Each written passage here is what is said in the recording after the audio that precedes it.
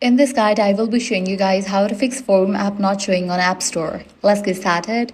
First, make sure your internet connection is stable by switching between Wi-Fi and mobile data, because sometimes the App Store fails to load search results properly. After that, open the App Store and double check your search term. Try different keywords like forum Facebook, forum meta by Facebook, since the app might not appear under one exact name. Next, make sure your App Store reason is correct. Click on your profile icon, navigate to the option, your username. Now head over to the option, country or region. From here, select the region you are currently living in. If everything looks fine, try signing out of your App Store and signing back in. Sometimes this refreshes the store's listings and fixes missing app issues. You should also make sure your iPhone is updated.